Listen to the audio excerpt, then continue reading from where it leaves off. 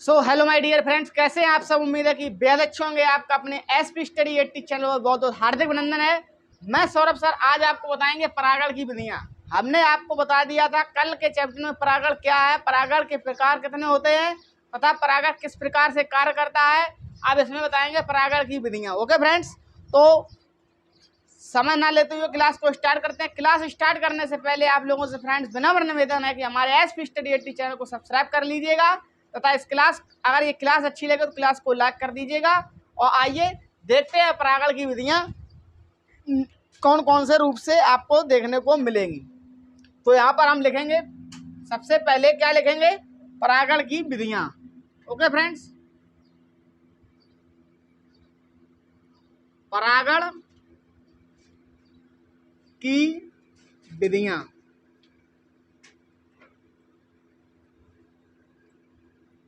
Friends, परागण की विधियां देखेंगे। इस परागण की विधियों की सबसे पहले हम आपको बताएंगे डेफिनेशन क्या है। ओके फ्रेंड्स, तो यहाँ देखिएगा, स्वपरागण एवं परपरागण। स्वपरागण एवं परपरागण किन किन विधियों द्वारा होता है।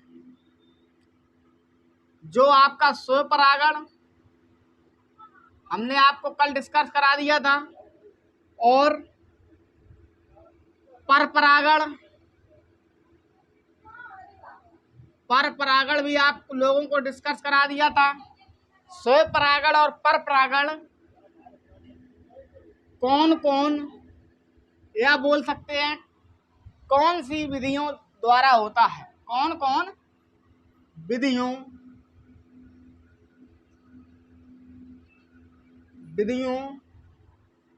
द्वारा होता है।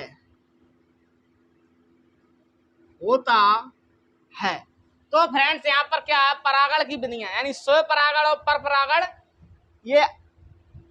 ये परागण है, कौन कौन से परागण है, स्वपरागण और परपरागण। लेकिन परागण की विधियों में आपको बताएंगे स्वपरागण और परपरागण कौन कौन सी विधियों द्वारा तथा किसके द्वारा होता है। तो आइए देखते हैं। सबसे फर्स्ट नंबर जो कि फ्रेंड्स आपका आएगा, फर्स्ट नंबर सबसे पहले आपका आएगा जो कि जिसको कहते हैं वायु परागण। ओके फ्रेंड्स, तो यहाँ पर लिखेंगे फर्स्ट नंबर हम वायु परागण। वायु परागण पौधों में होता है। वायु स्वपरागण तथा परपरागण, और स्वपरागण परपरागण कैसे होता है। सबसे फर्स्ट नंबर वायु परागण के द्वारा होता है, यानी कि हम इसको कह सकते हैं, यहाँ पर देखिएगा, इसको हम बोल सकते हैं कि वायु द्वारा, या बोल सकते हैं हवा द्वारा वायु परागण होता है। ओके फ्रेंड्स, अब नंबर 2 पर जो आएगा आपका फ्रेंड्स, वो आएगा कीट परागण। कीट परागण,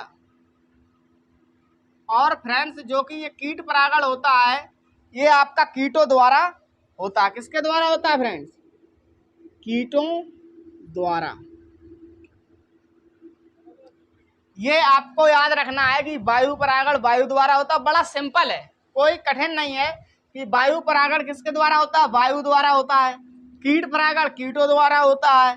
अब नंबर 3 पर आएगा आपका जंतु परागण। जैसे कि आपको एग्जाम्पल भी देते चले, वायु परागण का एग्जाम्पल देखिएगा। वायु परागण का एग्जाम्पल यानी कि जो पराग कोश से निकले हुए परागकण वायु के द्वारा किसी अन्य पुष्प के पर वर्तिकाग्र पर जाकर गिर जाए तो उसको कहते हैं वायु परागण। ओके, यानी कि एग्जाम्पल आपका यही है, ज़्यादा लिखेंगे तो बड़ा हो जाएगा, तो इसीलिए हम आपको बता रहे हैं कि वर्तिकाग्र पर गिरे हुए कण आपके क्या कहलाते हैं, वायु परागण में आते हैं, वायु परागण में, वायु द्वारा। ओके फ्रेंड्स, अब कीट परागण क्या है कि जैसे आपका भंवरा हो गया, कोई मधुमक्खी हो गई, उसके मुख से या उसके पंखों द्वारा पहुंचा हुआ पराग कोश से परागकण वर्तिकाग्र पर जाके गिरे तो उसको कहते हैं कीट परागण। तो इसीलिए यहाँ लिखा है कीटों द्वारा ये होता है फ्रेंड्स। अब यहाँ पर लिखेंगे जंतु परागण। जंतु परागण, जंतु परागण में फ्रेंड्स क्या है, ये होता है आपका जंतुओं द्वारा। जंतु परागण होता है जंतुओं द्वारा। इसका एग्जाम्पल आपको बता दें कि जब फ्रेंड्स आपका कोई जानवर है और वो जानवर क्या है कि घास को खा रहा है और उसने एक घास को खाया, जैसे एग्जाम्पल में हम ले लें आपका मौथा। अब मौथे घास को खाया, उसके द्वारा जो पराग कण उसके मुख में जाकर अब वो खा रहा है दूब घास, उसमें जब उसका वो जाएगा पराग कण, ओके फ्रेंड्स, तो वहाँ पर क्या हो जाएगा, जंतुओं द्वारा निषेचन हो जाएगा परागण का। ठीक है फ्रेंड्स। अब देखिएगा नंबर 4। नंबर 4 आपका फ्रेंड्स है जल परागण।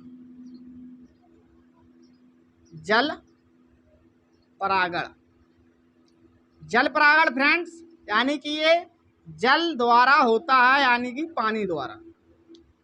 तो इसका एग्जाम्पल बिल्कुल साफ है, आप सभी को पता होगा। जैसे कि घास होती है, जब वो घास सूख जाती है या कोई पौधा होता है, सब्जी का ले लो चाहे किसी का पौधा ले लो, जब वो पौधा के जो फूल में से पराग कोश के में से पराग कण जमीन पर गिर जाते हैं, तो जब बारिश होती है तो बारिश के बहाव के द्वारा उस जगह से पराग कण दूसरी जगह पर पहुंचना किसका कार्य कहलाएगा, जल का कार्य कहलाएगा। तो इसीलिए फ्रेंड्स यहाँ पर हमने आपको बताया कि जल परागण भी होता है। ओके फ्रेंड्स, एग्जाम्पल आपको हम यहाँ लिख नहीं रहे हैं, सिर्फ बता देते हैं। ओके फ्रेंड्स, अब देखिएगा नंबर 5 पर आएगा आपका पक्षी परागण। पक्षी परागण,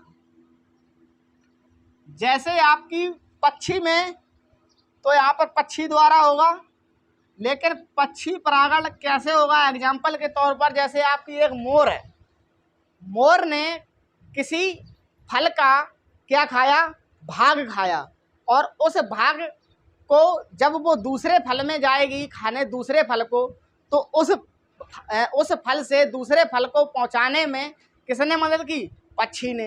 तो पक्षी परागण हो गया ना। तो पक्षी द्वारा यानी कि पराग कण उस फल से दूसरे फल के वर्तिकाग्र पर जाकर गिरे तो उसको कहेंगे पक्षी परागण। ओके फ्रेंड्स, अब देखिएगा घोंघा परागण भी होता है, जो कि आपने देखा होगा कि इस प्रकार से होता है। ये उसका होता है बाहरी कवक और एसी के भीतर से इस प्रकार से निकला हुआ, ये ज़्यादातर बरसात में निकलता है। ओके फ्रेंड्स, इसको बोलते हैं क्या, घोंघा। ये उसका बाहरी कवक होता है, जिसको हम लोग बोलते हैं जौंक। तो दूसरे प्रकार के होते, लेकिन जौंक का ही दूसरा रूप होता है घोंघा का। ओके फ्रेंड्स, तो इसके द्वारा भी परागण होता है। ओके फ्रेंड्स, अब देखिएगा आपका आएगा 6 नंबर, 7 में 6 तो आपका ऐसे ही बता दिया है, लेकिन फिर भी 6 नंबर पर आपका एक क्या हुआ, घोंघा परागण। घोंघा परागण, और इसको किसके द्वारा होता है, घोंघा द्वारा होता है। अब फ्रेंड्स आपका क्या 7वें नंबर पर कौन सा परागण आएगा, यह आएगा आपका सर्प परागण। सर्प परागण। तो फ्रेंड्स ये आपको जो कि मैं बता रहा हूं, आप इस क्लास को देखते हुए क्लास को रोक कर इस क्लास को क्या अपनी कॉपी में इनको नोट कर लीजिएगा। इनको नोट करना बहुत ज़रूरी है, ये 2 नंबर के आपके डीएलएड में पूछे जाते हैं। ओके फ्रेंड्स, तो यहाँ पर क्या सर्प परागण किसके द्वारा होता है, सांप द्वारा होता है। किसके द्वारा, सांप द्वारा। और सांप द्वारा कैसे होता है, जैसे कि वो सुबह हुई, सुबह क्या होता है, सांप जो है ओस को निगलने के लिए जाता है, यानी कि पानी पीने के लिए वो कहीं और नहीं, कहाँ जाता है, सुबह किसी घास के ऊपर उस ऊपर की ओस जो गिरती है वो पानी के बूंद के रूप में एकत्रित हो जाती है, जिससे सांप का जहर भी बनता है। ओके फ्रेंड्स, तो वो क्या होता है, जब वो पानी को पीने जाता है तो उस पानी को पी के दूसरे पौधे के पानी को जब वो पीता है तो वहाँ पर भी क्या होता है, परागण होता है। ओके फ्रेंड्स, इसीलिए यहाँ लिखा सर्प परागण किसके द्वारा होता है, सांप के द्वारा। अब देखिएगा फ्रेंड्स, अब आएगा आपका 8वें नंबर जो कि है चमगादड़ परागण। चमगादड़ द्वारा चमगादड़ परागण होगा।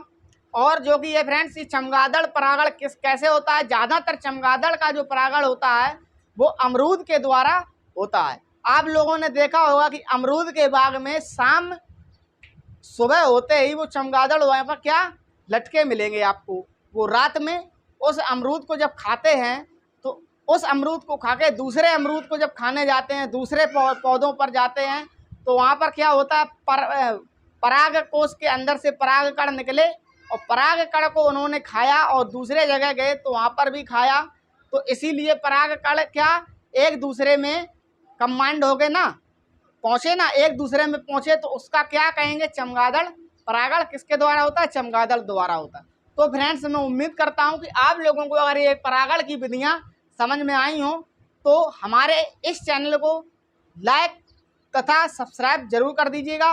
और परागण होते हैं देखिएगा, जैसे कि जौन सा भी परागण हो उसी के द्वारा होता है। जैसे हम आपको एक बार बता दें, वायु परागण वायु द्वारा, कीट परागण कीटों द्वारा, जंतु परागण जंतुओं द्वारा, जल परागण जल द्वारा, पक्षी परागण पक्षी द्वारा, घोंघा परागण घोंघा द्वारा, सर्प परागण सांप द्वारा, चमगादड़ परागण चमगादड़ द्वारा। ओके फ्रेंड्स, जौन सा परागण होगा उसी के द्वारा होगा। तो इसीलिए सिर्फ क्या इसके एग्जाम्पल याद करना बहुत ज़रूरी है, और एग्जाम्पल हमने आपको ऐसे मुँह जबानी ही बोल दिए हैं, लिखने में बहुत टाइम लगता है इसीलिए ऐसे ही बोल दिए हैं। और आपको मज़ा भी आया होगा इस क्लास को देखने में, तो कृपया करके हमारे चैनल को सब्सक्राइब कर दीजिएगा तथा क्लास को लाइक कर दीजिएगा। मिलते हैं नेक्स्ट डे, तब तक के लिए जय हिंद जय भारत।